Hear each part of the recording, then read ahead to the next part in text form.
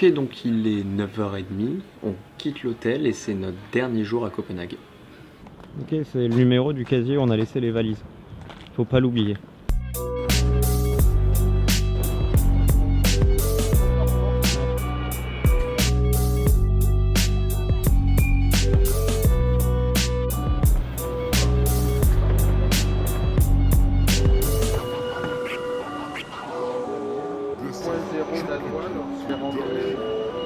D'aller à l'intérieur.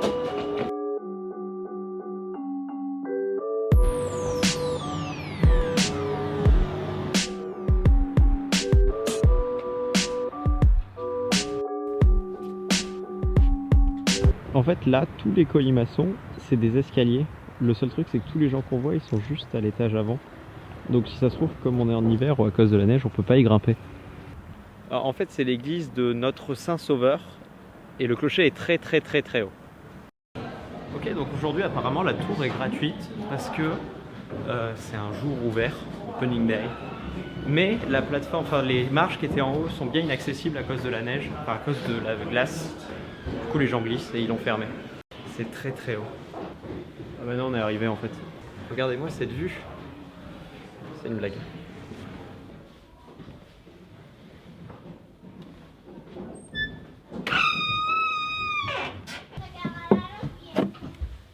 En fait, on n'est pas arrivé du tout.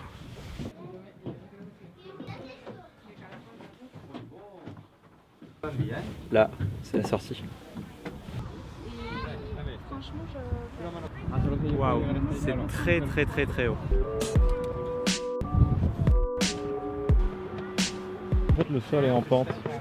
C'est pas très rassurant en fait.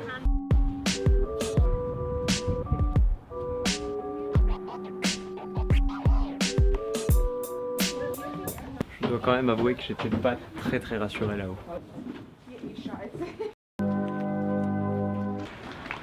Ok, je viens de redescendre de la tour et pour aucune raison, il y a un orchestre qui est venu jouer de la musique pour me féliciter. J'aime bien ce pays, mais...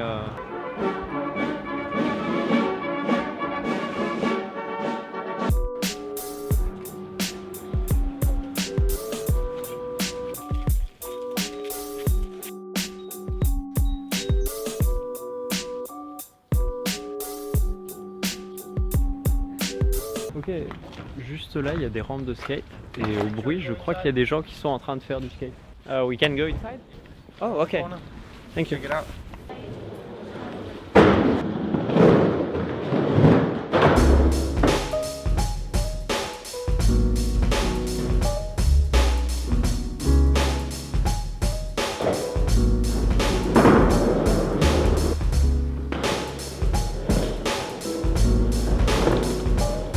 Ok, cet endroit est complètement incroyable.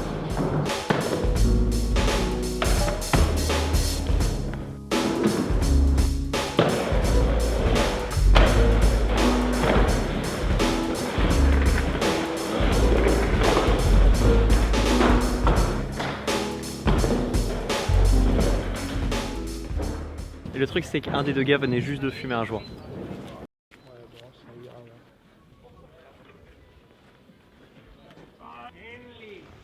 Donc juste un peu d'histoire, en fait là on est à Christiania, c'est un village qui a été construit on va dire par des hippies, des altermondialistes dans les années 1970 et en fait ils se sont coupés de toute la société danoise entre guillemets. Je crois qu'ils payent pas d'impôts et ils peuvent vendre des drogues douces comme ils le souhaitent alors que c'est complètement interdit au Danemark et ils vivent complètement en autarcie et c'est en plein Copenhague en fait. C'est très particulier comme ambiance, mais c'est très cool, vraiment.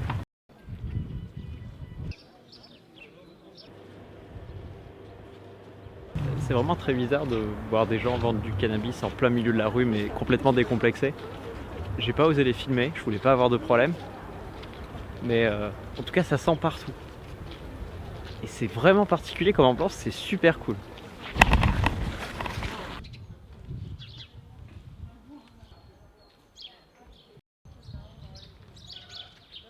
Ok, donc tout ce qui est par là, c'est les maisons. Et en fait, ce qui est étonnant, c'est qu'il n'y a pas que des jeunes. Il y a de tout. Il y a des jeunes de 20 ans comme ceux qui faisaient du skate, mais il y a aussi des gens de 30, 40. Et ceux qui ont les boutiques, ils doivent avoir quelque chose comme 50, 60, peut-être même 70 ans. Ok, donc on a demandé à un Danois et en fait il nous a expliqué que les gens avaient investi les bâtiments, c'est une ancienne zone militaire en fait. Et le truc c'est qu'en 2001, l'État danois a dit ok, vous pouvez rester là mais il faut que vous rachetiez les bâtiments. Et ils ont racheté donc tous les bâtiments de la zone pour un prix complètement dérisoire. C'est comme ça qu'il y a Christiania. Et apparemment à une époque où le cannabis était encore plus trafiqué, on va dire, on pouvait pas rentrer dans Christiania. C'est vraiment, ça doit faire 10-15 ans que les touristes peuvent vraiment venir librement dedans. Totem de Christian.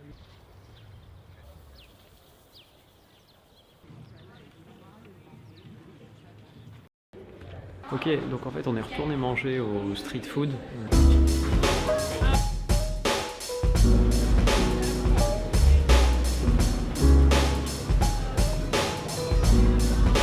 L'endroit où on a mangé au premier jour à Copenhague.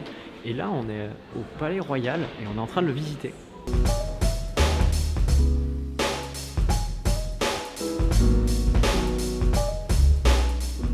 Le truc qui est assez drôle, c'est qu'en fait le prince du Danemark, c'est-à-dire celui qui s'est marié à la princesse, est en fait un Français.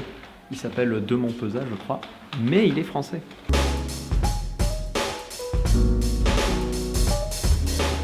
Ok, donc on vient de sortir. C'était pas si intéressant que ça, il y avait de la porcelaine. Il y avait des reconstitutions de pièces, c'était plutôt joli, mais le deuxième étage était quasiment complètement inintéressant. Et petite rectification, c'est pas le prince du Danemark, c'est le roi du Danemark qui est français. Voilà.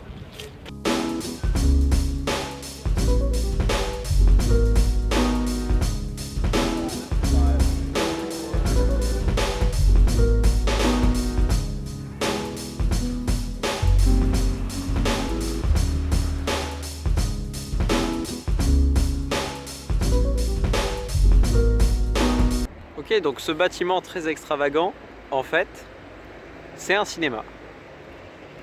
On est rentré à l'hôtel, il est 4h30.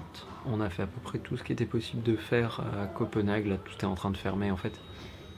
Et notre bus ne part qu'à 21h15. Donc on a du temps. D'ailleurs, je me pose une question par rapport au bus. Je sais pas s'il y a des prises à l'intérieur. Et j'ai des batteries à faire charger pour l'appareil photo au moins. Et je sais pas si c'est le cas. D'ailleurs, j'espère qu'il y a du wifi pour pouvoir uploader la vidéo. Gros problème technique à venir. Ok, finalement j'ai trouvé un moyen de faire charger ma batterie. Enfin une pour l'instant. Ok, donc il est 20h et là on a quitté l'hôtel et on va manger. Parce que le bus est dans quelque chose comme 1h30, 2h. 21h15. Ouais, 2h. Et c'est notre bus. Ok, il est 23h37. Je viens de finir le montage et je suis toujours dans le bus.